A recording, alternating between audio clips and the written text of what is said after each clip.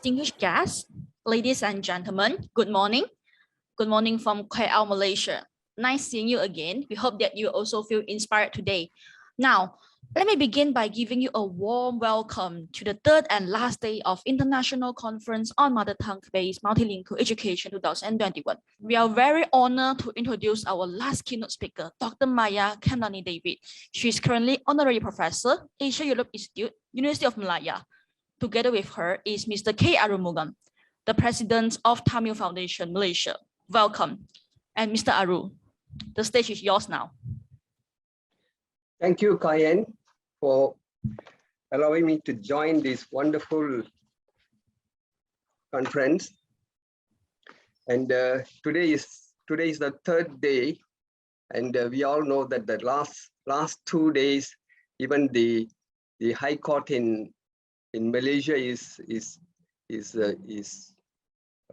handling an important case that people are challenging the constitutionality of vernacular education in Malaysia. It is so timely that Dong Zong and the partners are organizing this important conference to highlight how important is mother tongue education in Malaysia. Today's keynote address will be delivered by Dr. Maya Khemlani David on the topic of challenges facing mother tongue-based multilingual education in Malaysia. Even though Kayen has introduced briefly about Dr. Maya, I would like to add a few more things if time permits. Dr. Maya, a professor at the University of Malaya, is a honorary fellow, Chartered Institute of Linguists, a honorary member of the Foundation of Endangered Languages, a renowned social linguist, and a visiting scholar. Her areas of specialization include cross-cultural communication, English for specific purposes, language maintenance and language shift, language of the elderly, language and human rights. She has special interest in discourse analysis, languages in Malaysian minority communities, and the role of language in establishing and maintaining national unity within and across cultures. There are numerous publications to her credit, and she had authored extensively in her field of interest. She also authored and co-authored a number of books like Ethnic Relations and Nation Building, The Sindhis of Malaysia, National Language Planning and Language Shift in Malaysian Minority Communities, Speaking in Many Tongues. Having said all that, I think we are really honored to have her today with us, and she has extensively prepared her address, a keynote address, and she'll be addressing us for about 60 minutes, followed by participation from the floor and also questions. Earlier, as Kayen indicated, you can raise your hand and ask questions, and then or you post in the chat box to be addressed. And we are so blessed today to have Professor Maya Khemlani David with us. And here I'll pass the floor to her. It's all yours, Prof. Thank you. Thank you so much, Mr. Arumugam, for that kind introduction. And thank you so much to the organizers for inviting me to do this final day keynote address. I am very happy to share information about the Malaysian scenario, because the main idea of this paper is to tell you and share with you what the Malaysian government, and not only the government, but what from the it's not only top down, although it is top down policy, but there have been protests and requests and actions taken from the bottom up, from the people themselves, the people who are involved with language and the education of their children. So first of all, I would like to share with all of you the challenges. First of all, I'd like to share with you the scenario in Malaysia. And although many of you participants here are Malaysians, I'd like to give you an overview of the scenario in Malaysia with regard to language policy, past and present, and currently still ongoing. There have been many changes in the past with regard to language policy, as is the common scenario in many countries which were colonized. And so it's the overview of what has happened and what is the current scenario in Malaysia will be first presented. But like Professor Joe, I would like to share with you the voices of parents, the views of parents. And with this, I conducted a small interviews with a small number of people just to show you the wide range of views that parents have with regards to schools that they should send their children to. So that's important because voices from the bottom are very essential to be heard, so that hopefully the voices will be heard from people at the top, and that action will be taken to make the system better, to make the system more inclusive.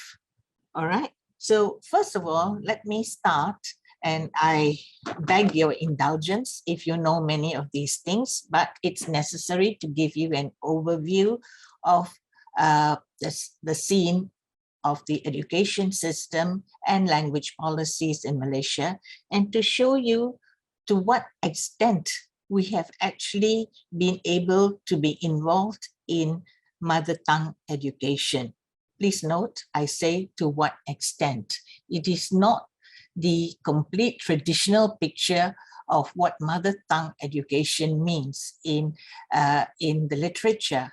In the literature, when we talk about mother tongue education, we are talking about a few years of schooling in the mother tongue before you move on and move up to the other levels of the schooling system. So this is the first slide.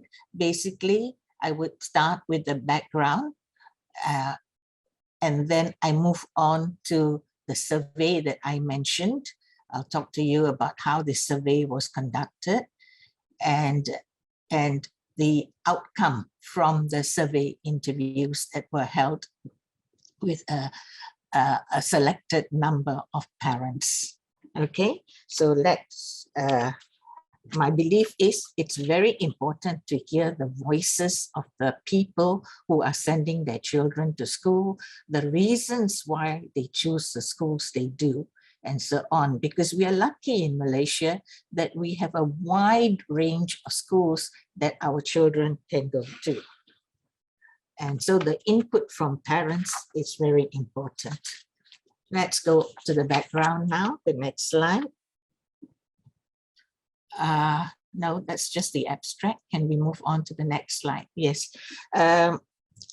Malaysia, as most of you know, we have East Malaysia and West Malaysia, and the policies in the different parts of the country, when Malaya first became independent from the British government in 1957, the policies were slightly different from when Sabah and Sarawak joined us. So it's important to know that Sabah and Sarawak came in much later in 1963, but total number of languages currently in Malaysia, according to the statistics, is 137, and we have a population of 33 million. The figures are not the figures on the PowerPoint because I have double checked because different sources are giving us different figures. So finally, late last night, I double checked, and so our population is roughly 33 million with 137 languages spoken in the country. And out of this, a number of languages have been, what they say, and I quote, are in trouble. 101 languages are in trouble and 15 are dying, according to the ethnologue. So in Malaysia, because it being multi-ethnic, multicultural like most other countries in the ex-colonial countries. We are ethnic, multicultural, but there are three major ethnic groups, and I don't want to neglect the other ethnic groups, but we cannot deny the fact that there are three major ethnic groups in the country. And according to Asma Omar, a renowned linguist, there are 80 indigenous languages used in Sabah and Sarawak, and these languages belong to the Austronesian language family. All right, let's move to the three major ethnic groups before I go to the minority communities and the minority groups. The Chinese and Indians, I think you moved on quite quickly. The previous slide, please. The Chinese and the Indians, as we all know, constitute 23% and 7% of Malaysia's total population, respectively. And it must be pointed out that within the Chinese group and within the Indian group, there are a variety of dialects and languages used and spoken. As for the indigenous peoples of Malaysia, they were estimated to account for 13% of the country's total population in 2017. In the peninsula, in Malaya itself, there are 18 Orang Asli subgroups.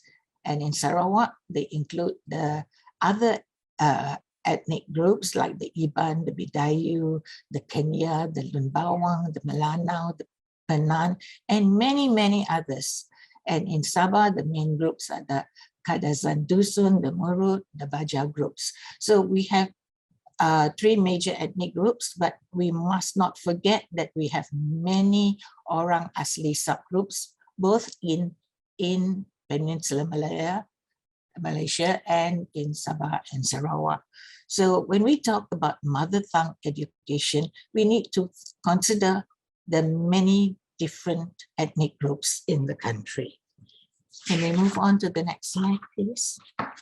So the question then is, as is the main theme of this conference, what is the mother tongue of Malaysians? We talk about mother tongue education, but before that, we need to know what is the mother tongue. So as you know, soon after independence, Malay was suggested as the sole medium of instruction in government schools with the aim, and this is the aim that is normally discussed in many countries, not only in Malaysia. Pakistan, for example, has Urdu as the medium of instruction in government schools, and the aim is the idea of creating one people, one language, the aim of creating national unity. The aim in Malaysia was to create national unity as it is in Pakistan. So, and over time, the policy was implemented, but we must remember that Tamil and Chinese, or rather more specifically Mandarin, were retained as medium of instruction in what we call vernacular schools. And so this notion of mother tongue education for the Chinese and the Indians has been there over history and over time. But as was mentioned by Mr. Arumugam, it's always been a contested thing. There's always been questions asked whether this policy of vernacular schools and vernacular languages should be maintained, should be continued. But we all know the importance of mother tongue education. We've been informed by the earlier speakers of the advantages of having mother tongue education. But in Malaysia, the mother tongue education in the vernacular schools is slightly different from the notion of mother tongue education, which has been discussed by earlier speakers. And this was the original idea of mother tongue, and the current idea of mother tongue is language of the students should be the mother tongue for the first few years, maybe pre-primary and the first few years of primary school. But in Malaysia, And we must see the plus points of Malaysia. In Malaysia, we have gone one step further because it is for 6 years that the vernacular languages, I'd rather say Mandarin and Tamil, have been used as the medium of instruction. So it's more than the previous idea of mother tongue education. We have gone much further in terms of these two ethnic groups. But let's talk about Malay. Malay was decided to be the medium of instruction in all government schools. But I wonder if we are aware that there are 10 dialects of Malay. And the choice had to be made of one of them as the national language or the medium of instruction. So it's not necessary that all Malay children had the mother tongue education in schools, because the language used in the home could have been one of the dialects and not the standard dialect, the Johor dialect, which was chosen to be the national language.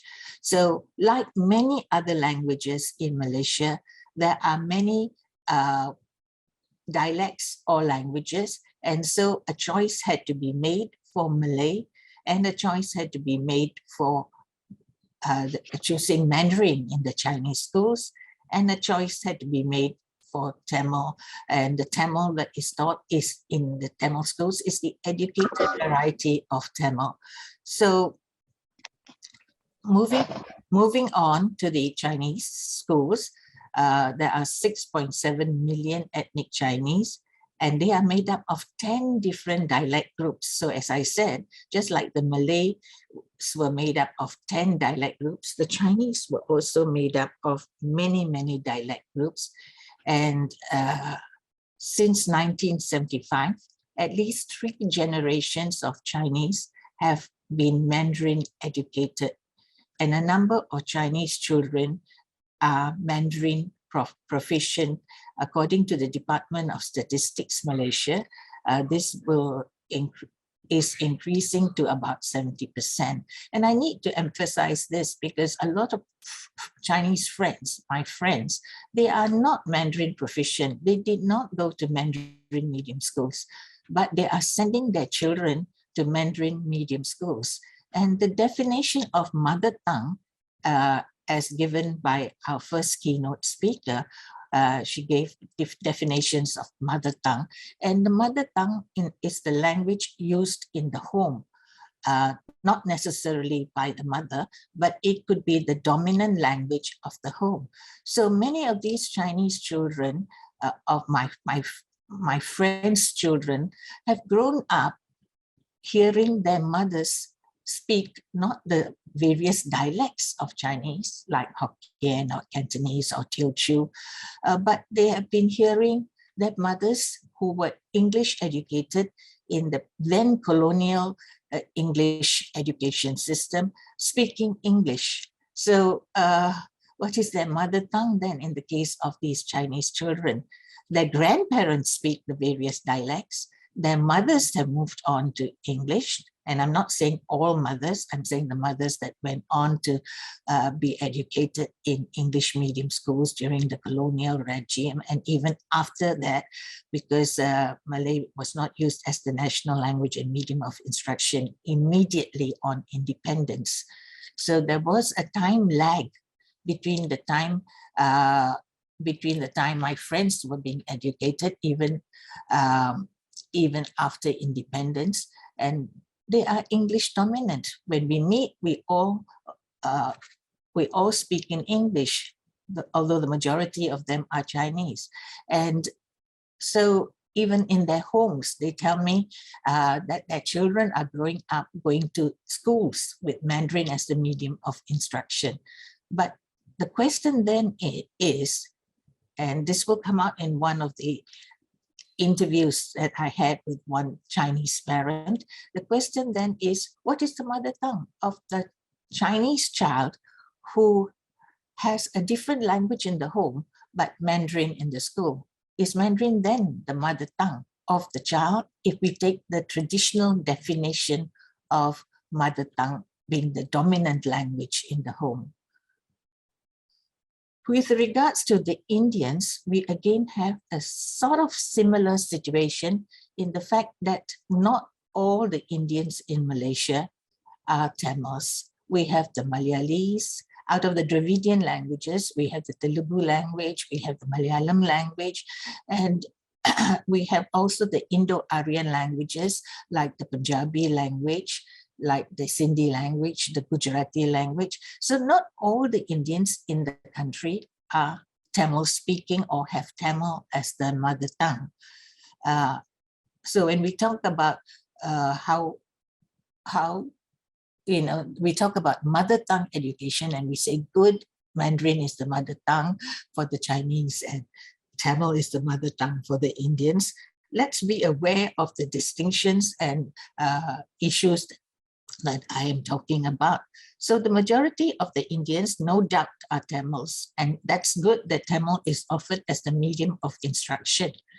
But the choice, why is it that only 50% of Indians in the country attend such vernacular schools when we are always advertising and talking about the advantage of having mother tongue education? Why is it that only 50% of Indians attend such vernacular schools? No doubt, a big majority of the Indians are Tamils. We were told in an earlier paper that is about 70 to 80% of Indians are Tamils. I don't say Tamil speaking, I say are Tamils, because in a research that I did in Malaysia of language spoken in homes, in Indian homes, Chinese homes, and Malay homes, we found that what was emerging, especially in the Indian homes, what was a code mix variety. So can we call the mother tongue, the code mix variety, the mother tongue of many of these homes that I visited and audio recorded? There was a code mix variety where there was Tamil, there was Malay, and there was English. There was intermerging of these languages used in the home. So what is the dominant language of the home then? So if we speak only of Tamil being the home language, then we can say that Tamil being the home language, that is the mother tongue being offered to the Tamil speaking children. But then we ask ourselves, why is it that only 50% of the Tamil children are attending such vernacular schools? And again, in a conference that was organized some years ago by the Indian community with regards to medium of instruction and education, there was a lot of calls from the participants and from the speakers that our children, they said, our children, and I quote, should go to the vernacular schools because it's so good when the mother tongue is being offered in the schools. There are advantages to this, and these are the advantages that even UNESCO and all the authorities are talking about, that you learn your second language better if you have your mother tongue as being used as the first language in the schooling system. But the question then was, a lot of the major speakers who came from higher socioeconomic groups were actually sending their own children to either government schools where Malay was the medium of instruction, or if they could afford it, and as I remember it, many of the speakers could afford it, they were sending their children to private independent schools where English was the medium of instruction. So it's good that we have the Chinese language, Mandarin, and we have the Tamil language. And I'm showing you how we advertise, and this is a plus point in the Malaysian education system, that we have vernacular education. And to a large extent, this vernacular education in the primary level for 6 years is more than the traditional idea of mother tongue education. In fact, we have come a long way. We give them 6 years of mother tongue education. and we hope that this will help them to move on faster from a linguistic point of view, right? So, but what do we lose?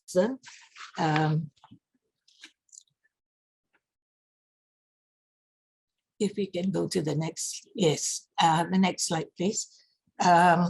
Moving on from the Chinese and Indian communities, let's go to the Orang Asli communities. They like the Chinese and like the Indians, they have many languages, but like the other language groups, within each group, there are many varieties. And this is one of the challenges that our education system faces. For instance, the Semai language has many dialects, and it has been said by Phillips that in each village of the Semai community, a different variety of the Semai language is used. Now, this makes it very problematic when one has to choose the Semai language that is to be used as in the schooling system as a subject that is offered to Semai children. So which dialect should we choose? Well, we managed to master that in terms of the Malay language. One dialect was selected, and many Malay children today are familiar with the standard Malay that is being used in the schools, but this does not necessarily mean it is the language and it is the variety that is used in the home. Although the children now having the standard Malay tend to bring that variety to the home environment and the language that is spoken with their siblings. Now, let's move on to the states of Sarawak and Sabah in East Malaysia. Bidayu is the fourth largest group in Sarawak, and we have the Iban community and also Malay and Chinese community. The Indian community is not mentioned, but in Sarawak, we have conducted some studies of the Indian community, notably the Malayali community and the Punjabi community. Bidayu also, like the Semai language, the community speaks many varieties, and according to Joye et al. In 2017, he said there were 25 varieties of the Bidayu language. I had a PhD student some years ago who was working on the Bidayu community, and he too, in his thesis, talks about the difficulty of which variety should be used in the schooling system. So for Bidayu, a choice had also to be made from the many varieties, and 5 were chosen in a UNESCO-aided project. In 2007, UNESCO, in collaboration with other stakeholders like NGOs and community members, launched Bidayu medium play schools to provide foundational education for the Bidayu students. That's Sarawak. Let's move on to Sabah. So in Sarawak, we have many of the Orang Asli languages and many community languages too. And I've shown you the many varieties of one of these many languages, which is the Bidayu language. In Peninsula, I've shown you the many varieties of the Semai language. Let's move on to Sabah. Sabah has 32 ethnic groups with about 3 million speakers. Kadazan Dusun has 3 million or more speakers, and they comprise 17.8% of the population, and it is the largest community. But Kadazan Dusun has 13 different dialects. So just like all the other languages we have been mentioning, there are many, many dialects. So when it comes to a choice of which language or which dialect should be chosen as the language of education, as the mother tongue to be used in the pre-primary schools and even in the hopefully in the first few years of the schooling system, a choice has to be made. And then we go on to the Bajaus, also in Sabah. And we have the West Coast Bajau language and the East Coast Bajau language. And they are different, they speak different languages. So I was asking somebody from Sabah whether who speaks one of these varieties, whether he understands the other variety, and he said it's not mutually intelligible. So when we talk about mother tongue education for this community, which language, which variety should we choose? Where will there be equality for all the students, for all the learners of the Bajau language, for instance? So given such varieties of these many languages, it has become fairly difficult to choose and develop a medium of instruction in one or two of these varieties. And of course, what happens when there is difficulty in the absence of such medium of instruction, the communities are shifting towards dominant languages. And according to Kayet and Ting, in a very recent publication, they said it could be Malay. It is Malay. They are moving towards Malay, English, and Mandarin. So we notice now that the many communities in Malaysia, both Peninsula and Sabah and Sarawak, there are communities with many dialects. And a choice has to be made if we want to use it as the medium of instruction and to be use it as a mother tongue, which variety should be used. And so, and if we choose particular variety, is there orthography? Are there books? Or is it just a spoken language among a small group of people? So there are many challenges posed to mother tongue-based multilingual education in Malaysia. And I thought that these challenges could be explored by analyzing primary data collected from a small sample of Malaysian parents. I do alert you that it's a small sample of Malaysian parents, because the idea was to get a view of how these Malaysian parents think when they have to make decisions on the types of school they want to send their children to. So that will come in the later part of this presentation, because right now my focus is to show what the country has done and so far with regards to mother tongue education. So before I do that, it's important to say something about the types of schools functioning in Malaysia and language in education policies in Malaysia.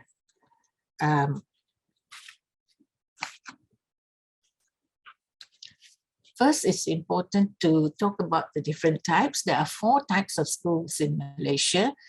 One, we have the government or public schools. In the West, they're known as public schools. I'll call them government schools. We have international schools. We have vernacular schools like the schools that I mentioned for the Chinese and the Tamils. And we have private schools. So what are these different schooling systems? The government schools are, of course, funded by the government, and Malay is used as the medium of these schools, both in the primary and secondary. In contrast, Mandarin or Tamil is used in the vernacular primary schools. Please note, it's primary schools. This mother tongue education idea for Mandarin and Tamil is originally, it was always meant for the primary schools, but what has happened in the recent past is that the Chinese community has also opened up secondary schools with Mandarin as the medium of instruction. And that's a different story, so I'm not going to talk about that, but there are many secondary Mandarin speaking schools. In most of the international schools, English is used as the medium of instruction. But some private schools follow the government curriculum and charge fees. And in these schools, because they're sitting for the government exams, Malay is the medium of instruction. And more recently, I will talk to you about the policy of maths and science being taught in English. But in these private schools, maths and science is being taught in English. But in the government schools, I'll tell you the story of what has happened to the government schools.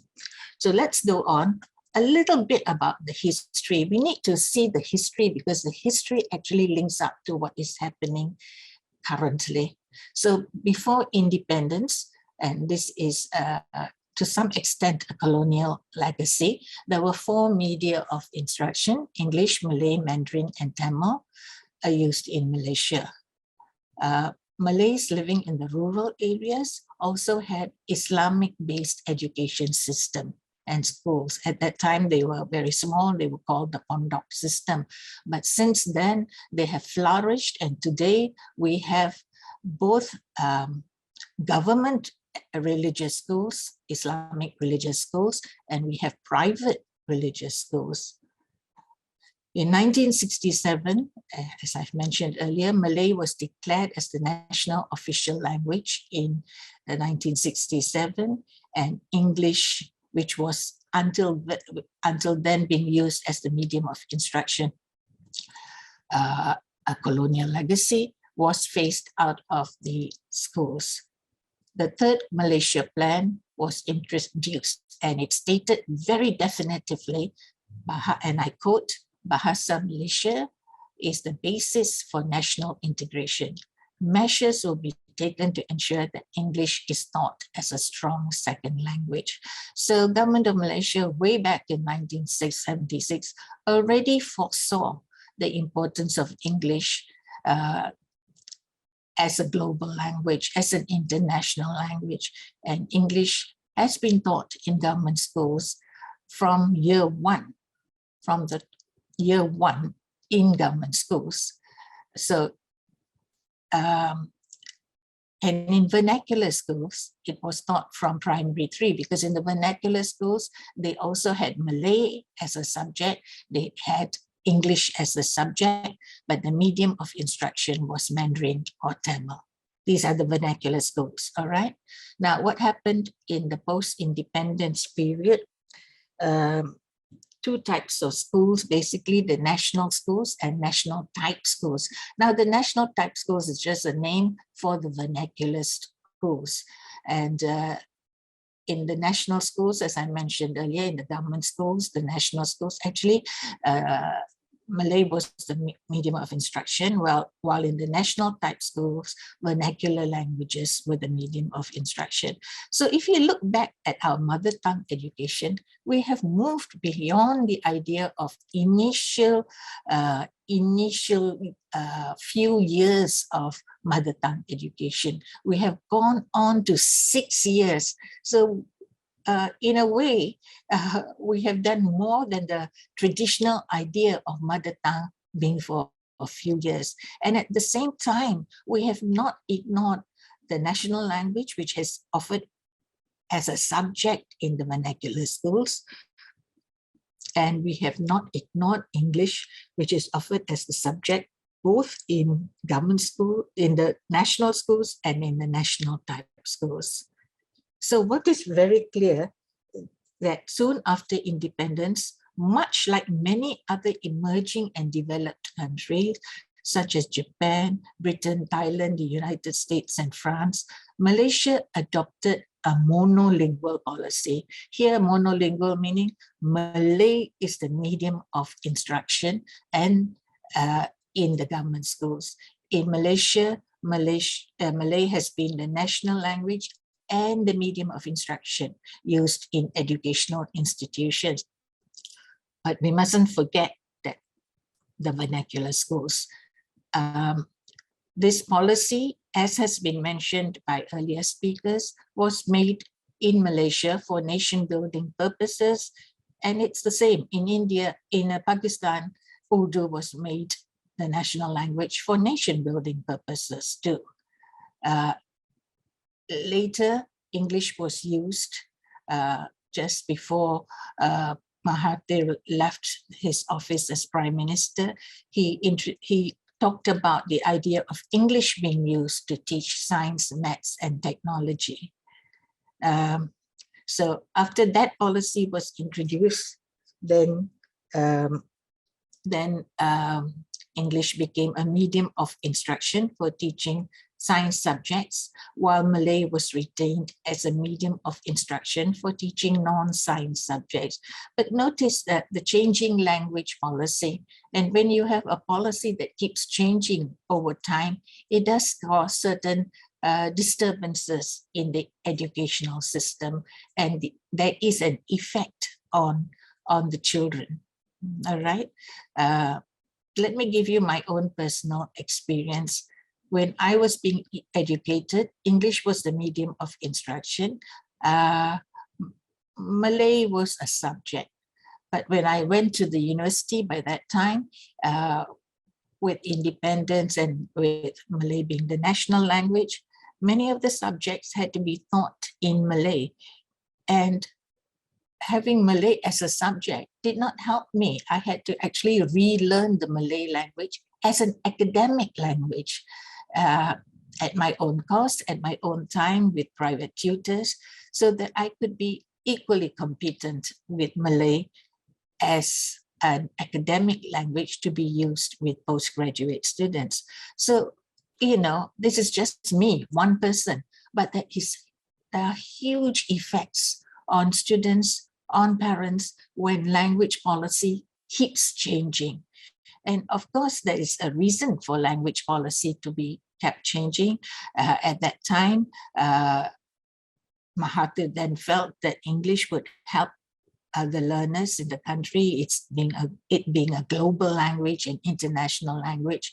And the feeling was that if you had maths and science in English, and even the technology subjects in English, then it would help. And the idea was from standard 1, from primary 1, until you leave school and until you reach university, for these subjects, English would be used. But unfortunately, like all other language policies, there was a shift again, and there was opposition from a number of people. And if we can move to the next slide. So the purpose of introducing such a policy was to improve proficiency in English and mastery of science and maths among students. This policy was introduced in phases, as I mentioned earlier, starting from year 1 in the primary level education and Form 1 of the secondary education. And in order to effectively introduce this policy plan, the Ministry of Education organized a number of professional development courses for the teachers, because by then the teachers were more Malay proficient, because Malay being the national language, Malay being the language of the schools, they were more proficient in the national language. And suddenly they were being asked to teach in English. So there were issues that the teachers themselves faced with language, the shift to English for these subjects. I remember going to a Tamil medium school, Tamil vernacular school, and I remember the teachers having great difficulty of trying to talk in English to teach maths and science. And then there came technical aids and computer aids, which the government thought about and provided for the vernacular schools for the teachers who were not so competent in English to teach in English for maths and science subjects. So the policy decision of using English as the medium of instruction also created concerns among not only the teachers, but also parents and also students, because students also were used to Malay as the medium of instruction, and suddenly they were being taught in English. And Malaysia being multiracial, multi-ethnic, rural and urban areas, you know that in urban areas like Kuala Lumpur, many people are fairly proficient in English, but if you go to the rural areas, people are not so fluent in English. So and many among the Malay community coming from the rural areas at that time feared that such a policy posed a threat to Malay, because it purportedly downgraded the national language. So when you have a change in language policy in a multiracial country, they are bound to have repercussions and ramifications and people's voices. So there was reaction from the Malay community, there was reaction from parents, there was reaction from teachers and students. Limited proficiency of English, which for them it was only a subject, just like for me, Malay was just a subject. So for these students, English was just a subject. It made it hard for them to learn maths and science in English. And teachers had to rely on Malay to teach students. And this, in a research that I conducted, resulted in a lot of code switching where the teacher would move, because the teacher was bound by government regulations to use English to teach maths and science, but students couldn't understand. Teacher herself was not proficient. So there was a lot of code switching occurring in the classroom. This policy, a survey showed that this PPSMI policy, the teaching of maths and science in English, had caused problems for a large number of students. And they were performing very poorly, not only in English, but in science and maths and the technology subjects, because these were being taught in English. And this in turn worsened the learning gap and the socioeconomic gap between rural and urban students. So when we talk about mother tongue, we want to close the gap. But here, the sudden introduction of English resulted in widening the gap. And the number of students who failed maths and science increased tremendously. So unfortunately, this idea of using English for maths and science and technology subjects was also seen as a step towards weakening and eroding vernacular school education, because the Chinese schools and the Tamil schools, they were not happy about having English to be taught for maths and science, two major subjects. Given this situation, the decision of using English as a medium of instruction met resistance, and the government decided to phase up the use of English for teaching maths and science. So in 2009, this is story, the history. We need to know the history to understand what is happening. And in many papers that colleagues and I have worked on, we have talked about this changing language policy, which causes lots of ramifications and repercussions, and maybe even seen as a threat to the vernacular school education where there is mother tongue education.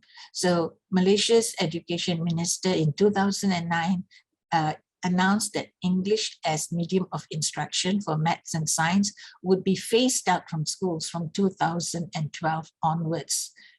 And he was quoted as saying, and I think the quote is important, the government is convinced that science and maths needs to be taught in a language that will be easily understood by students, which is Bahasa Melayu in national schools, Mandarin in Chinese schools, and Tamil in Tamil schools. So this is, again, going back to the idea of mother tongue education for the three major communities in the country.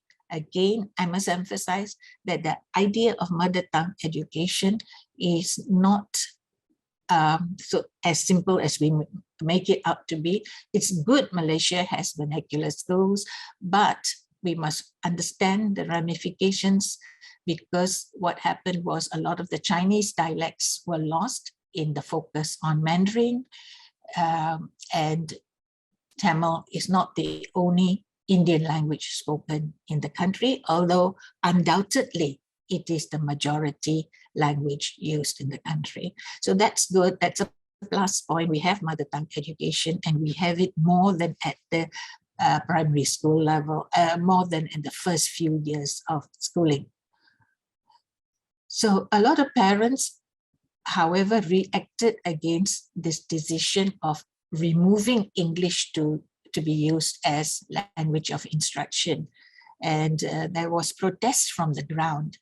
there was protest from the ground. And that's why I say we must hear the voices of the parents. The protest from the ground came from the parents who had children in these different schooling systems. And so because of this protest, it led the government to introduce dual language program, where it allowed some schools, not all government schools, to teach science, technology, engineering, and maths, in short, STEM, in English language. And here I cite Mr. Arumugam, 2020, a very recent paper. All right.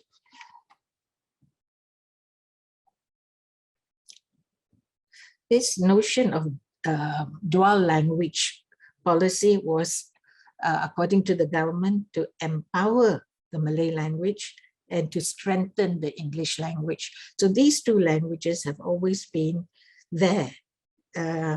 But this notion of dual language policy was started only in some selected schools in 2016, not all the schools. And we heard recently, yesterday, I think, from Dr. Ashari Sulaiman that in Sarawak, this dual language policy is going to be compulsory in primary 1 in Sarawak in 2020. So notice Sarawak is going a slightly different way, where they are really focusing on English to be used as a medium of instruction for maths and science and technology subject. So within the country, although we have a language policy for the country, Sarawak, it appears, is going slightly different, because Dr. Ashari Sulaiman said that this policy, the dual language policy, will be compulsory from primary 1 in Sarawak in this in 2020. So let's move on. So this is the background to show you what the policy was soon after independence and what happened. So the Chinese and the Indians in Malaysia have the opportunity to go to primary vernacular schools where these languages are taught. But I must emphasize, Mandarin is not the mother tongue of all the Chinese in Malaysia. And this was also stated by an earlier speaker, Dr. Yo, who said that she herself speaks a different dialect at home. And Mandarin is, although it's stated to be the mother tongue, it is not really her mother tongue, because the language she speaks at home is different. So, there is a fear of loss, language shift from the dialects of Cantonese and Hokkien, especially Hokkien, to, and there are papers written by researchers in Penang who talk about language shift and language loss of the Hokkien language in Penang. So many Chinese students in Malaysia want now to be associated with and learn Mandarins. As I said, many of my friends, their children have gone to vernacular schools where Mandarin is being taught. So the trend of sending children to Chinese medium schools is increasing among the Chinese, where I have been told that 90% of the Chinese students go to Chinese vernacular schools. And a new trend is Malay parents are now also sending their children to Chinese schools. And Dr. Yo actually in her presentation talked about the problems and the challenges that Chinese teachers in these schools have when they have to teach Malay students for whom Mandarin is not used at all. So this is the opposite of what we are talking about, mother tongue education. These parents are actually choosing to send their children to schools where another language is being taught, a language that is not being used in the homes. And this is important. We need to know what parents are thinking, what Malay parents are thinking, what Chinese parents are thinking, what, you know, the different communities, the parents, what are they thinking when they make a choice of schools? As I said with the Chinese, similarly with Tamil, Tamil is not the mother tongue of all the Indians in Malaysia, and especially the other Dravidian language communities like the Malayalis and the Telugus, and the Indo-Aryan language communities like the Punjabis and the Gujaratis. Therefore, the option of teaching, learning Mandarin or Tamil as the mother tongue-based medium of instruction is not really reflecting what is the language of the community, the Chinese community with their many dialects, the Indian community with the other languages.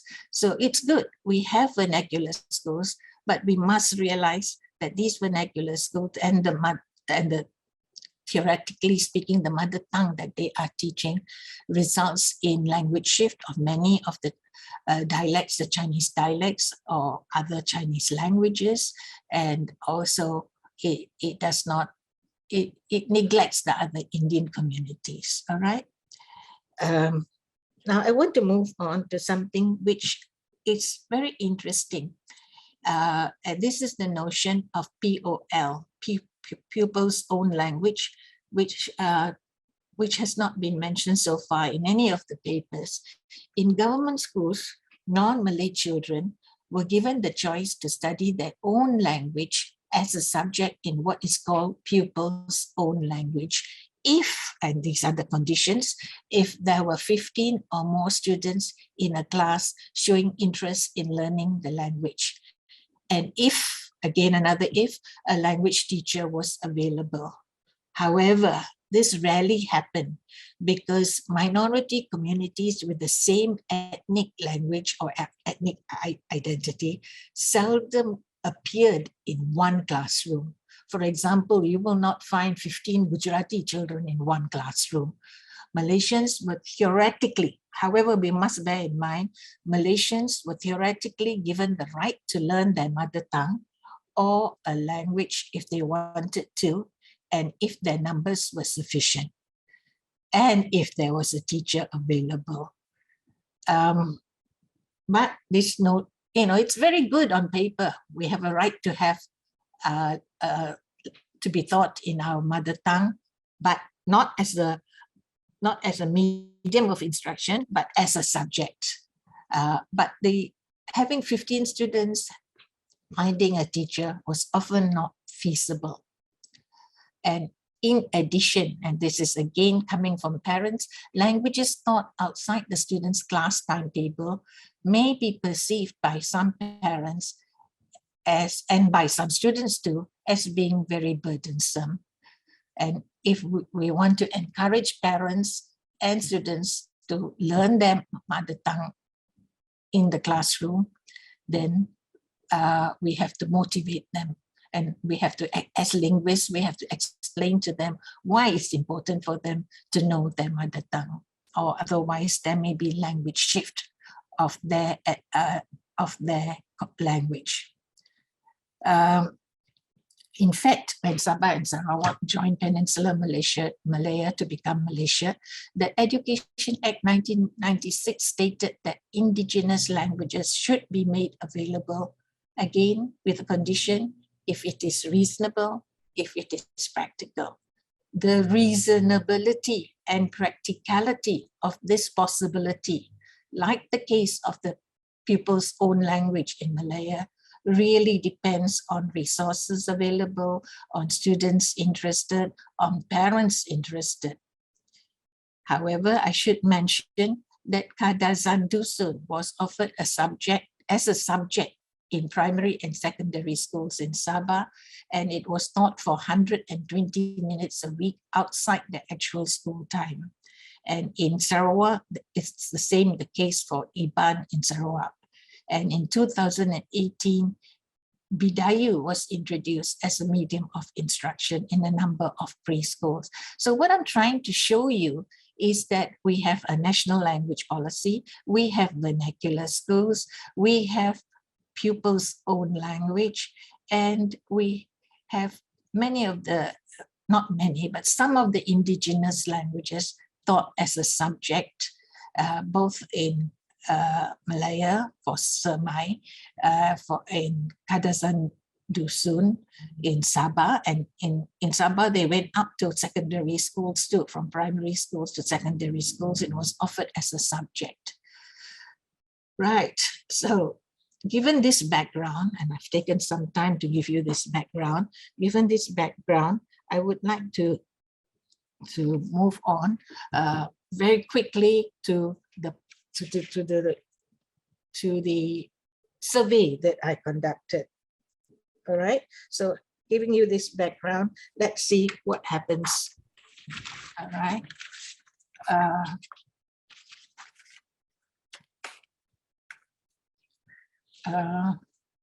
So multilingual education begins schooling in a child's first language, and then the transitions to additional languages as a subject. So that's very important. It results in inclusion and quality in education. It humanizes the classroom and so on. So these are all the advantages of mother tongue education. But having shown you, I'm looking at the time and I'm really wanting to go on to the survey. I want to move on now to the survey. Can we move on to the next couple of slides? Yes, I will now discuss. Now, these are the challenges faced in other countries. It's on my PowerPoint, so you can have a look at it. I don't want to discuss the challenges faced in other countries. Okay, I want to talk about the survey. All right. Now, what I did, and I must admit it was a very small survey. We had only 10 participants. I wrote to them using the various social media groups like WhatsApp and Messenger and so on. And only one question: what language or what school did you send your children to? And oh, I've just got a message from Dr. Kirkperson. He says the sound is gone. Can you all hear me? Can you hear me? Hello, can you hear me? Yes, we can hear you. I can hear you. Yes, we can hear you loud and clear. But Holger Knott says there's no sound problem, so that's okay. So let's move on. So I talked, and these were graduates, the parents were graduates, some of them were professionals, they spoke many languages, and they came from different ethnic communities. So although it's a small sample, I want to show you the many different responses I got from this sample of parents, and it makes us think really seriously that any language policy should ask the people on the ground, should get bottom-up responses from what people are thinking. And this was really shown when English was introduced for maths and science, the reaction from the ground, the reaction from parents, from principals of schools and so on, how they oppose this removal of English from maths and science. And that's why the government had to listen to their voices. And that's why we had the dual language policy. Now, in the same way, I am suggesting very seriously that we should ask parents of school-going children why and how they made the decision of what kind of school they were going to send their children to. So let's move on to the results. Okay, I won't focus on this. Let's go to the second, next. Yes, now, what were the attitudes towards English as a medium of instruction? Many Malaysian participants responded that they prefer English as the medium of instruction, and they sent their schools, their children to those schools where English is the medium of instruction. So let's move on.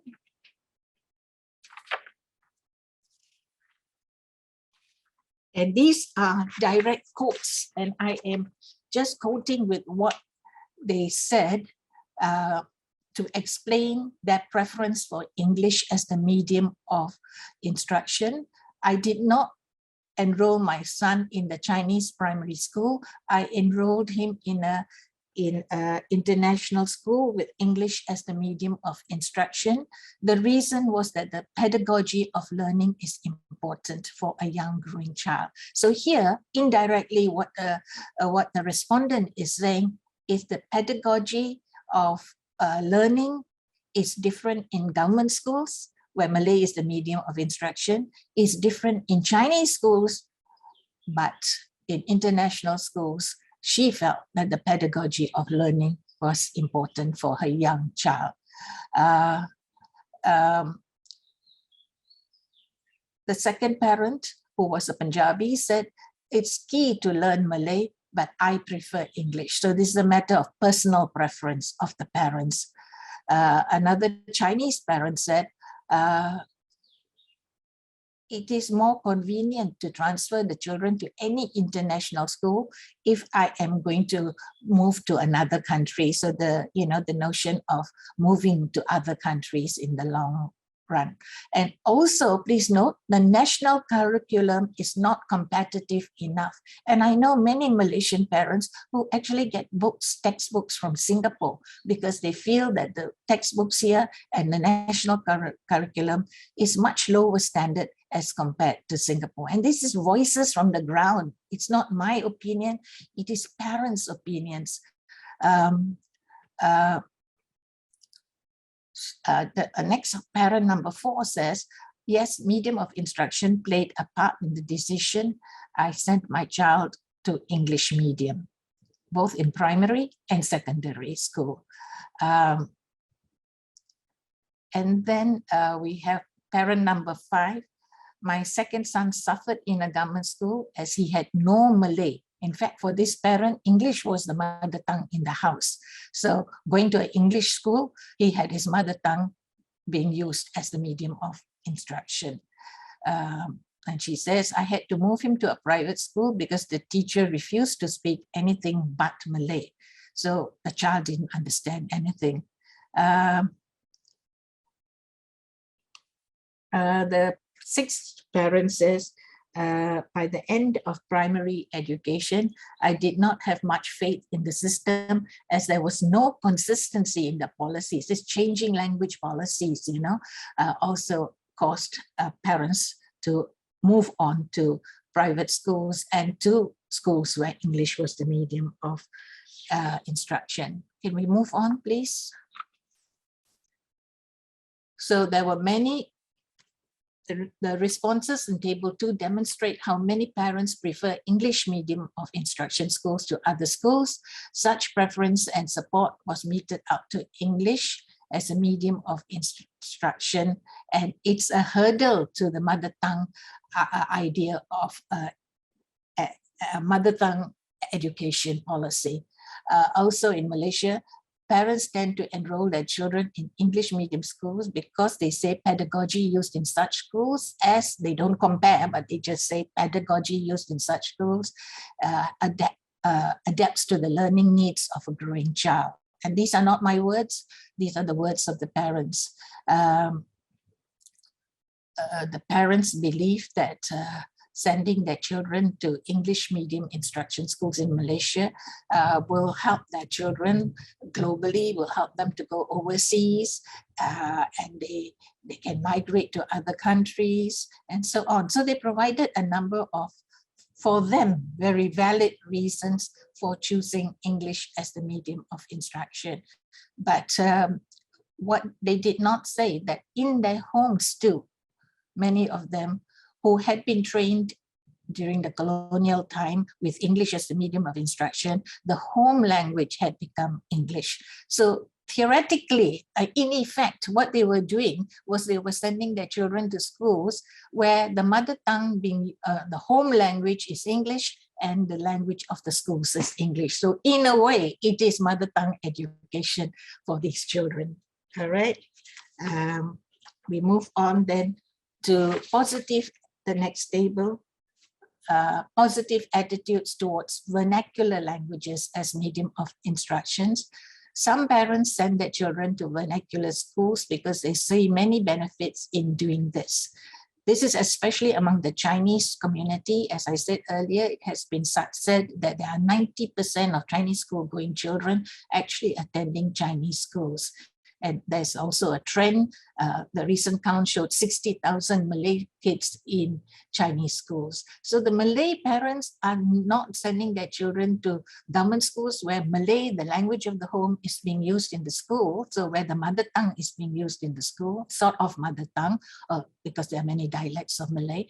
But the Chinese parents, 90% are sending their children to Mandarin, even though among the parents themselves, English, some of them use English, some of them use the various dialects, Hokkien, Cantonese, and so on. So Mandarin is not the mother tongue being used in the home, but it will become the mother tongue of these children growing up and becoming parents. Yes, next.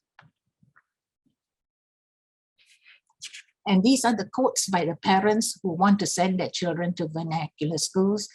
And I quote, "I always believe that Chinese should know their own language, even though their English may be poor, at least they know their own mother tongue. So all my kids learn Chinese, and I give them tuition for Malay and English. I'm always proud to know Chinese, even my English is not perfect." And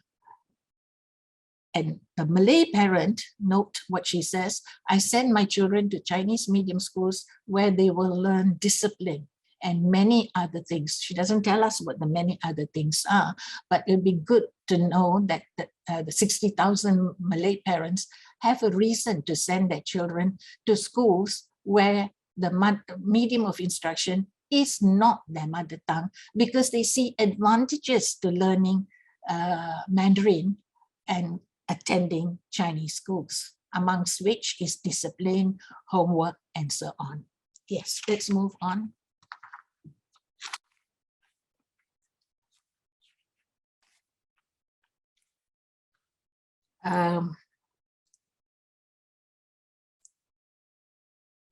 Where parents praised the English schools for the pedagogy, the international schools where English was a medium of instruction for the pedagogy, there is praise for the Chinese schools for discipline. So notice, parents are not only looking at language per se, they're looking at other issues with regards to the education system and the schooling system. For discipline by the Malay parent, for pedagogy by the Chinese parent who sent her son to the English medium school. So the question I would like to ask, what is not being said of government schools? What are the negative issues that are not being mentioned by the parents with regards to government schools where Malay is the medium of instruction? Let's move on to negative attitudes towards mother tongue-based education. Many participants showed negative attitudes towards learning or sending their children to school where the L1 is the medium of instruction. How the participants express their attitudes towards the first language is shown in the next table. These parents were not wanting to send their children to schools where the parents' L1 was the medium of instruction. And we move on to the next one.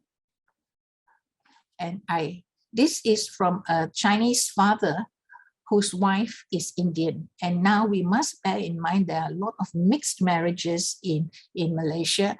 And what happens to their children? What kind of schools do they want to send their children to? And this father actually deliberated a lot, and you can see his quote.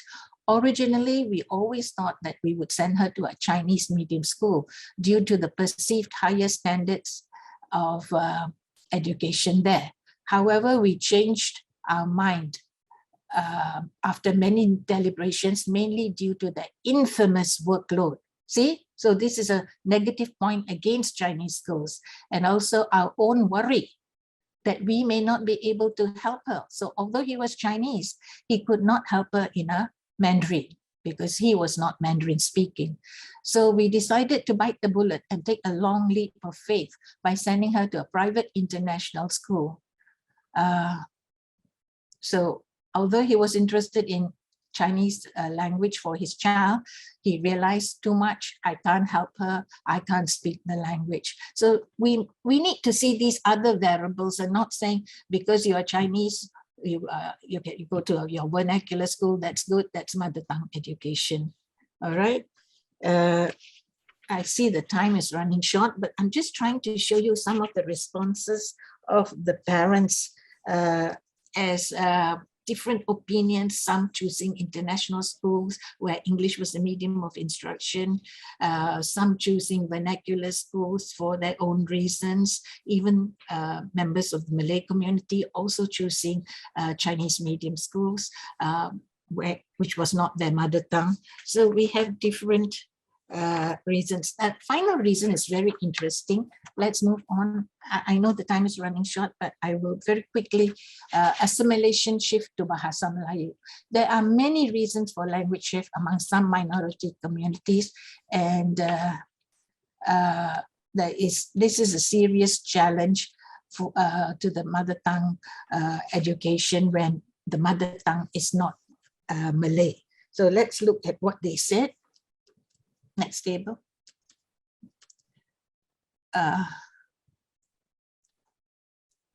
We decided to enroll our child in Sekolah Kebangsaan, where Malay is the medium of instruction, because we figured that we're a minority in Malaysia, so she should be exposed to the majority ethnic group, hoping that she would learn more about them. She was there for a term, but generally we felt very uncomfortable that Islamic elements have been subtly incorporated into their daily study, like greetings. We were also tired of the constant flip-flop in the language policies, whether to use English or not for certain subjects. So I'm not going to read everybody's, you will have it in the PowerPoint, but you notice in a mixed marriage, for example, this mother says that, you know, they did try other schools, but they kept moving the child from government schools to private schools. And there were reasons for this. And these were some of the issues that many parents talk about with regards to government schools, you know. And so it's not the focus on mother tongue itself, it's also the whole education system in government schools, the education system in vernacular schools. So in this conference, we have been focusing a lot on mother tongue education, but we have to look at the system of schools. So people choose schools, parents here in this small survey have chosen schools based not only on the language being taught, whether it is the mother tongue being taught in the schools, but for other reasons why they liked the discipline in certain schools, or they didn't like the pedagogy of certain schools, or they didn't like too much of a religious element in some government schools, and so on. So there are many reasons being given, and I know the focus of this whole conference is mother tongue education, but we cannot divorce mother tongue education from institutional issues in the schooling systems of the different schooling systems. So let's end on a positive note.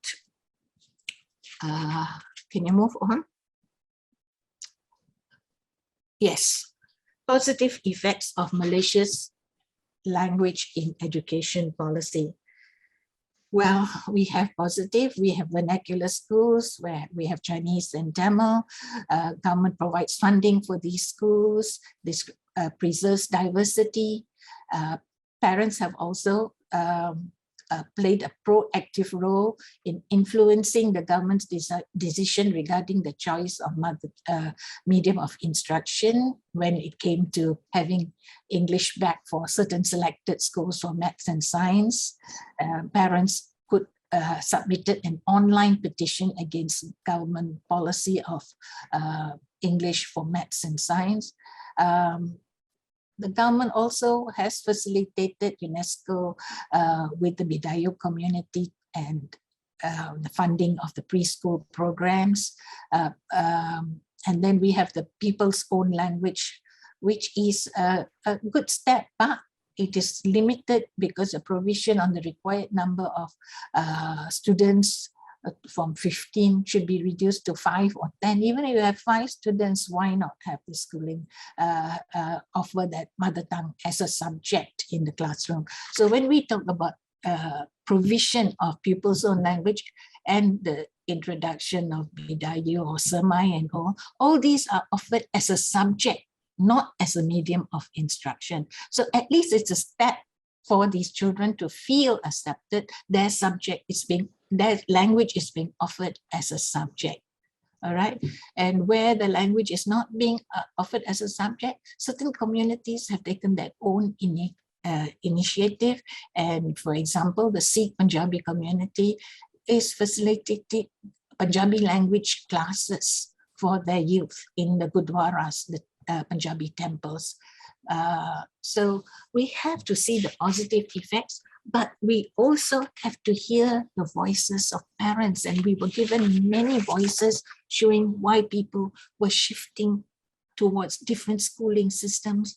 And the reasons that were given show that it was not only medium of instruction, there were other issues that had to be considered. And I thank you. I end with this note that I would like to end with this note. Just the last slide, if you don't mind, the second last slide. Can you move on? Move on, please. No, the previous table. Okay. You all know that it's research to develop a child's mother tongue, so I won't read this. You can read this yourself. But what I would like to end by saying is Malaysia has been fairly progressive. We have vernacular schools, mother tongue education for 6 years. We have people's own language as a subject, although there are limitations to that policy. We have a number of the Orang Asli languages like the Semai language, Kadazwan Dusun, and so on, Bidayu, and so on, offered as a subject in schools. But saying that, that's good, that's very good. We have gone a long way, but we have to listen to what the parents have to say. And although there are lots of things having been said, it appears to me, although it's a small sample, I must admit, it appears to me that parents are not only looking at the language of the medium of instruction, but they are looking at other issues like pedagogy, discipline, and so on. So we need to bear that in mind too, because indirectly they are suggesting, although they have not openly said that, that there are drawbacks in certain schooling systems, and they move from one schooling system to another because of the limitations in pedagogy, in discipline, and so on, that they see in certain school systems. Thank you so much for listening to my story and my views. Thank you. I look forward to your questions.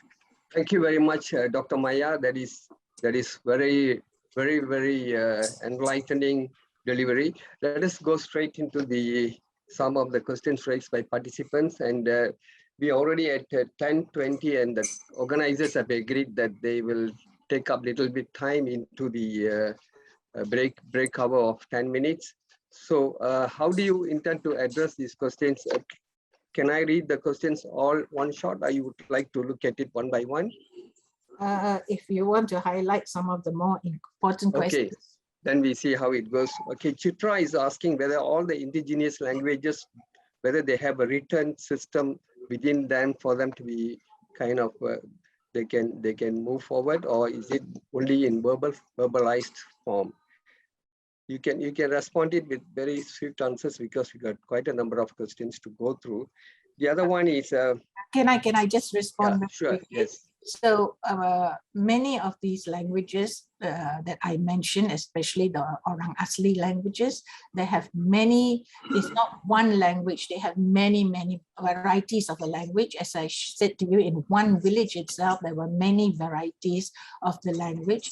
So it's, and they don't have some of them don't even have a spelling system, they don't have an orthography.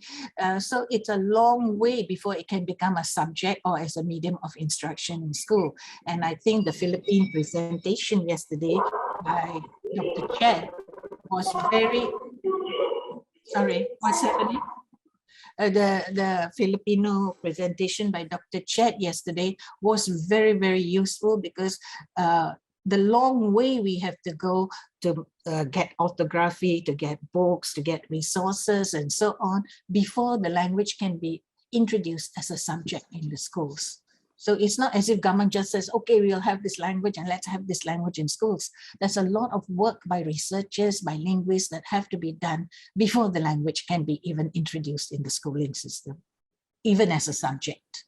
See, in the same light, there's a question on whether the Ministry of Education is currently providing KPM curriculums for Iban, Kadazan, Dusun, and Semai. Which dialects were chosen for the standard by KPM, and in what process were they chosen? I think it's a very difficult question. Would you have a simplified response to that? What they did is they looked at the number of people speaking a particular, if there are many varieties of a language, they would look at the number of people, how do I put it? The most number of people who were using a particular variety. And that would be selected as a subject in the schools. I think I mentioned it in my paper, and the PowerPoint can be given to people so they can read the details. In fact, in one specific language, I can't remember now which one, it's one of the Orang Asli languages, they decided on number-based. How many people actually spoke that particular variety? This question is more to do with the dual language policy approach by the government. Malaysia has done a lot of work in intellectualizing Malay language. So the shift to English for maths and science is halting the intellectualization of Malay and sustaining the hegemony of English. Would you like to comment on that? That's a very good point, and this is the fear of many. In fact, it's mentioned in the paper. I may not have read it, but it's the fear of the group that feels that the Malay language is endangered by this, by teaching maths and science and technical subjects in English and only teaching the non-science based subjects in Malay. So they feel endangerment of the Malay language. They feel Malay is being threatened.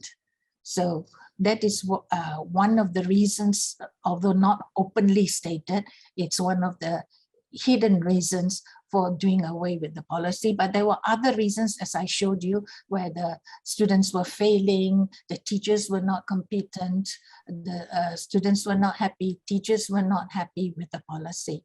But then when they decided to do away with the policy, there was opposition from the ground, especially from parents in urban areas, from principals in urban areas. And so in the end, the government did listen to the voices. That's why we need to hear the voices of the parents. They did listen to the voices of the parents and the principals, and the dual language policy came, and the dual language policy then resulted in selected schools, depending on whether there was a request from the principal, from the students, and from the parents for that school. So the pilot was 300 schools, So right now, I do not know how many schools are using maths and science for English and the technical subjects too for English. In the same tone, Doctor, there is also this issue of standardization of words from English words into Malay terminology for the use of maths, science, and technology. So that means like actually is English words, but it's just written in the verbalizing in Malay form. So how to what extent this kind of modifications of English words into Malay terms actually, it's neither Malay nor English, but English terms into the Malay language. Is it some kind of a commentable progress in that direction in education simply because they want it to be in Malay? You know, every language borrows from other languages. Every language. It's not English and Malay only. English has borrowed from Malay. Malay has borrowed from English. Of course, English has borrowed fewer words from Malay. Malay has borrowed a whole lot of words from not only English, but from many of the Sanskrit words, Arabic words, Persian-based words, you know. So there's always language borrowing from between languages. Languages borrow from each other, and in this way they grow. So, for example, assimilation has become assimilasi. They follow the orthography, the spelling system of Malay system, but they borrow these words. So there are lots of words. And incidentally, just as an aside, when I was teaching English to my Malay students, I told them, you are so lucky because all these words are already in Malay.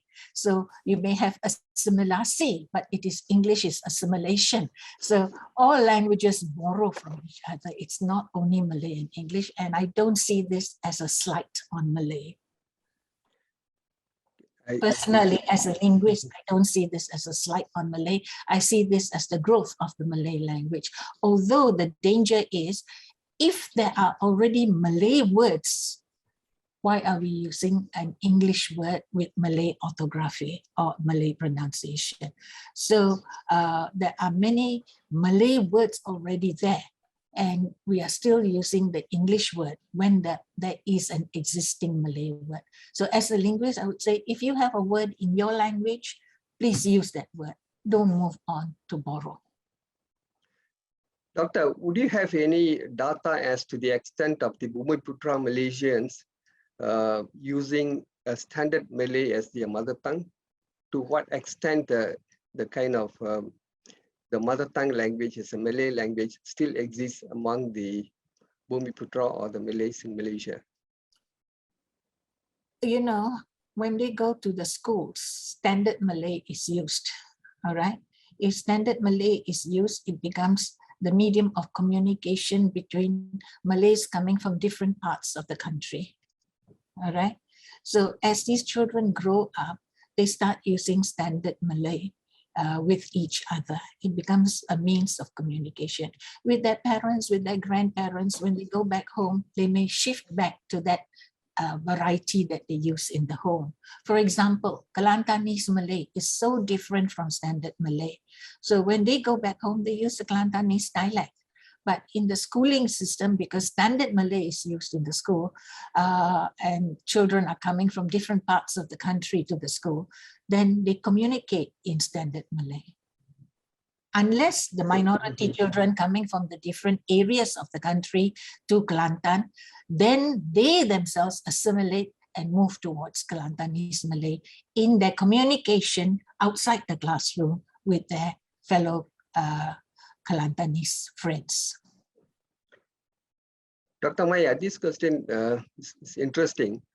The person is asking whether you can estimate the number of Malaysians currently using English as their mother tongue. Mother tongue means possibly the person is asking probably whether they use English at home.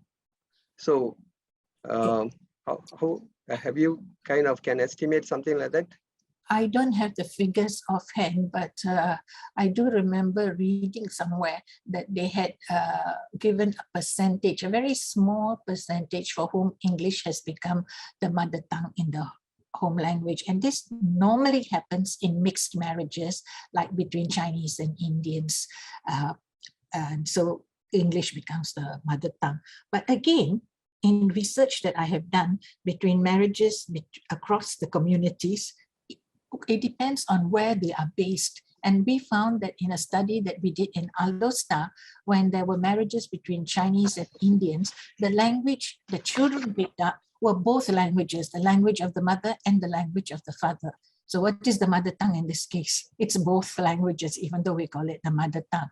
But the same mixed community in Kuala Lumpur, when we did a study of children of coming from such marriages, Malay, Indian Chinese marriages, we found that they had shifted to English. So we find that in KL, the children were coming from a higher socio-economic group. And perhaps it is the socio-economic group that you belong to, you go to the clubs and so on, where English is being used by the majority of the people in these social clubs. So we find that it doesn't depend on the children themselves or the whether the mother and father are Chinese or Indian. It depends on the larger social environment and the socio-economic group and where they are based. So as I said, the study in Alostar had different findings compared to the study in Kuala Lumpur of children from mixed marriages. Maya, you mentioned that Malaysia, we got about 80 different languages and all that. Given this kind of diversity of languages and dialects in Malaysia, is it practical that the medium of instruction be limited to the major languages and the mother tongue be taught as a subject when there is support and resources? Well, as I said, Malaysia has provided, that is the provision for pupils' own language. But as I said, that provision is filled with a lot of caveats, a lot of conditions that, you know, you must have 15 children, you must find a teacher, that it must be taught outside the schooling system, you know, beyond the school day. And so these are the limitations that prevent parents from sending their children to these classes where the mother tongue is being offered as a subject. But going back to your question, with so many languages, of course, it's not possible to have every language as your medium of instruction. But Malaysian government has opened the doors for people, if you want to, if you can find enough children in a classroom who want to learn their mother tongue as a subject, we are open to this idea, provided you find the teacher. You see, all these provisions make it difficult, and that's why the pupil's own language has never really taken off to a large extent. This is more, I think, structural system, this question regarding the people's own language program in secondary schools. How would it be possible if there are 15 students in a school interested in a specific mother tongue language? Is there any kind of government should take up a new policy direction in relation to that, so that the mother tongue can be taught whenever there is 15 students interested to learn their mother tongue? Would it in any way promote the survival of mother tongue languages as well? It depends on the interests of the parents. It depends on the interests of the children. In a research that I did on a particular community where they were losing their mother tongue and there was language shift, complete movement away from the mother tongue to English in the home. So there is language death of that particular language. Parents were not interested. When I was talking to grandfathers, I said, why don't you send your child to a school where the mother tongue is being taught? And he said, for me, only English and Malay are important. English, because they may marry and they go overseas or they work overseas, they need English. Malay, because we are living in this country, we need Malay. So it is the view of parents of the importance of the mother tongue. So I think as a linguist and I as a social linguist, I think it's very important we change that. We can't change, but we at least alert parents to the importance of mother tongue being used in the home, because many parents are not really using their mother tongue. Even Indian parents, when we did the research, we found that they were code switching Tamil, Malay, English. So we cannot say Tamil is being used in the home as a home language. What is the home language? The home language is a code mix language, a code switch language. Yeah, but this question relates to giving economic value to mother tongue language in relation to English. Sometimes I think the parents fall into a dilemma of whether to promote English, because English is a language of the market forces, wanting the students to learn English so that they can become better off in the technical education. On the other hand, mother tongue is more related to culture. So there is a kind of a choice between whether to promote culture or whether to find a way economic gain through learning English language. How would you like to advise parents on this aspect between culture and economic gain by learning commercial languages? I would say that research has shown that children can learn many languages. I know a lot of children in India who don't even go to the schools, and they can pick up 3 or 4 languages just by interacting on the road, street children. And they learn to be smart, they learn to interact in various languages, which means our brain capacity, our language acquisition device is made in such a way that we can pick up more than one language, right? And I gave you the example of myself learning Malay as a subject, but when Malay became my bread and butter, I could master it very quickly because Malay then became social capital to me. It was the means of earning my livelihood. All right. So, and this I'm learning Malay as an adult, but learning different languages as children, we can tell parents, look, learning English doesn't mean not learning your mother tongue. Learning English doesn't mean not learning Malay. You can learn many languages, sometimes simultaneously too. As our government policy has done that. Our government policy says in Chinese schools, English and Malay are subjects. All right.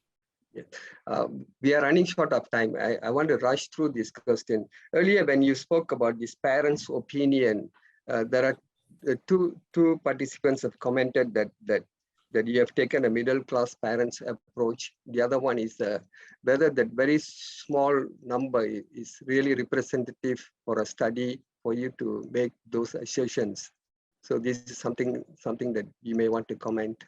Yes, I did mention, I agree, it's a very small sample, and I did mention this from the very beginning, but I wanted to hear the voices of the parents, and I want to make a statement that the government needs to hear more voices from more parents, right? Whether of different socioeconomic groups, of different rural urban areas, we need to hear their voices.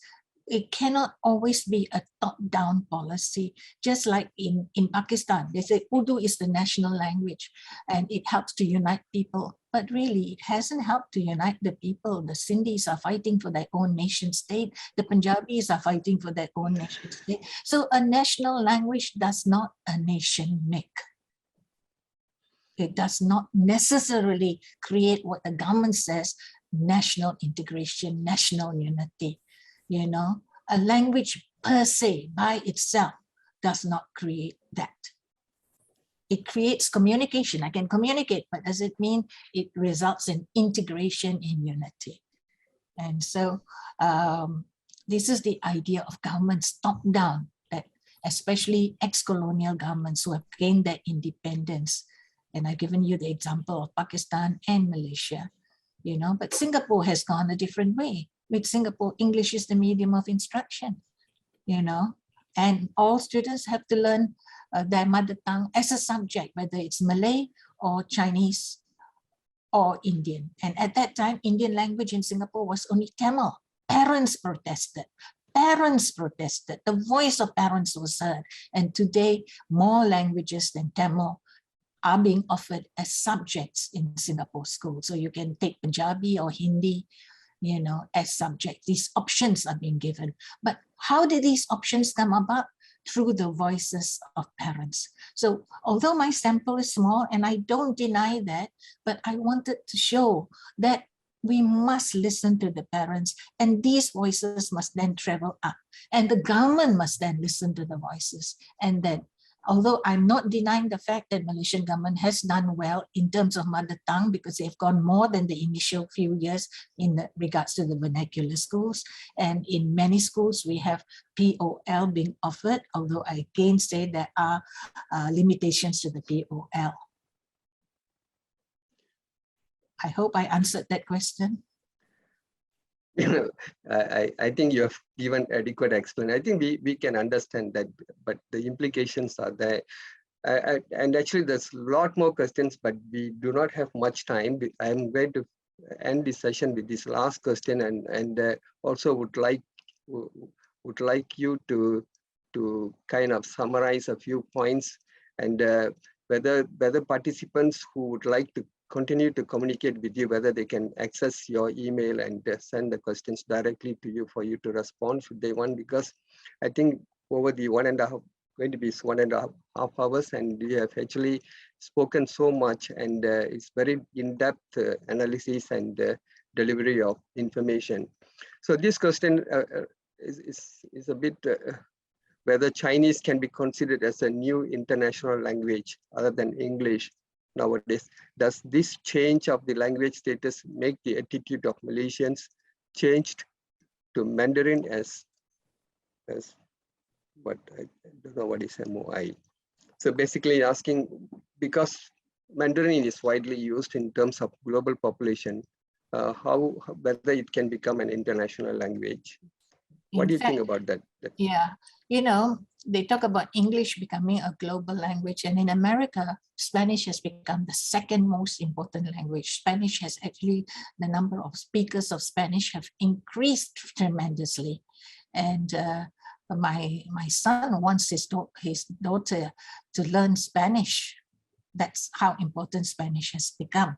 So you may think I'm diverting from your question, but the answer is the same. Mandarin will become an important language with China progressing the way it is. You know, when a country economically progresses and actually moves its borders and it's involved in so many other countries, like China is involved in Pakistan, in India, in Malaysia, in many trade treaties and so on, Mandarin will become social capital. And by social capital, people working in these Chinese factories and so on in China, in Pakistan, in India, and even in Malaysia will have to learn Mandarin. And so I think one of the responses of one of my respondents was that Chinese Mandarin is an important language and it's a growing language. And I do not doubt that with time, Mandarin will become, I can't say equally important, but moving upwards and becoming important to many, many people, and not only to the Chinese community. I have family members who live in Hong Kong who are fluent in the Chinese dialects because they've lived there and they have no choice but to learn the language. So in Malaysia, we have 90% of the Chinese community actually attending the vernacular schools, and we only have 50% of the Indian population attending Tamil schools. So Tamil, it seems to me, has a lower social capital as compared to Mandarin. Okay, thank you very much, Dr. Maya. I think we had a wonderful session, and now the time is 10:46. I think we are eating into the rest.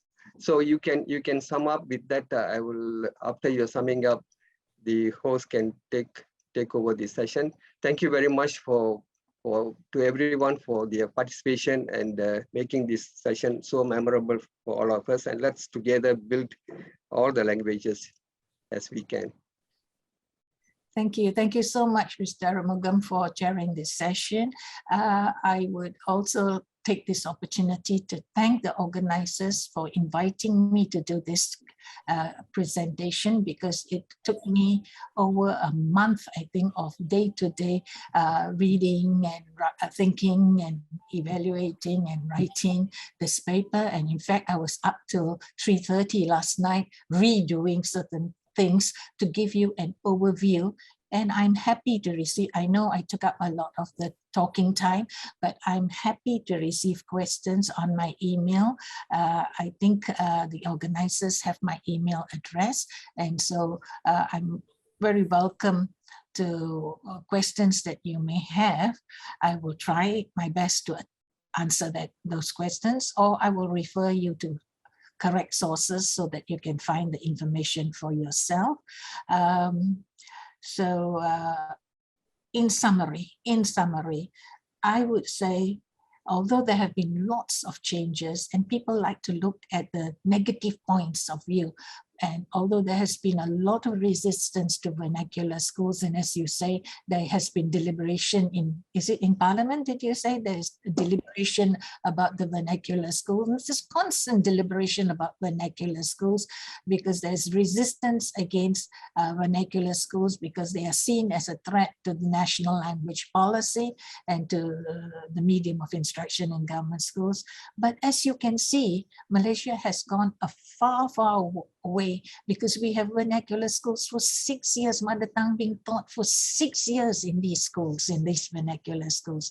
And over and above that, the minority languages are being considered in pupils' own language and apart from pupils' own language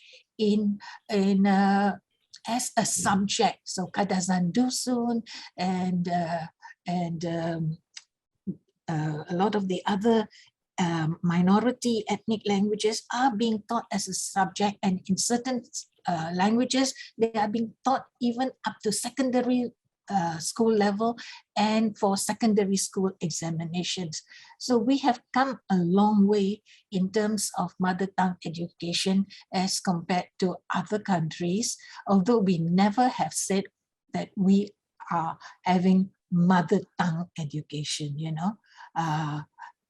emphasis. We have vernacular schools, but if you talk about vernacular schools, it's mother tongue. So I think we have done well, but at the same time, always when you talk about the plus points, you have to see the negatives also. And you cannot deny that the top-down policy by itself is not sufficient. We need to hear more parents' voices where they are sending their children. Because in the hearing of these voices, we will see what is going wrong with the government schools. What is going wrong? Why are people not sending their children to government schools? Why have they become, to some extent, not always, Malay majority schools? What is the connection between schooling and ethnicity? So we have to bear in mind these things. And some parents have actually said the pedagogy is not good. Some parents have said the discipline in Chinese schools is good. So we have to hear their voices and then maybe rectify some of the issues in our national schools. Thank you so much for listening, for having the patience to listen it's almost 11 o'clock. Thank you. Thank you very much, Doctor, for your presentation and very insightful sharing. The sharing is extremely important in a discussion of local education system, vernacular school, private school, or even government school policy. Thank you so much, Doctor. And thank you to Mr. Aru for your excellent job moderating the session. Thank you very much. And ladies and gentlemen, for your information, the Secretariat will upload the slideshow to our website upon the approval from the presenters after the conference. You are welcome to view the PowerPoint at our official website, which the link can be found in the chat box itself. And we will have a small break now, and please be back at 11 a.m. We will come back with the last panel session on initiative and challenges of mother tongue-based multilingual education among indigenous peoples in Malaysia. See you later.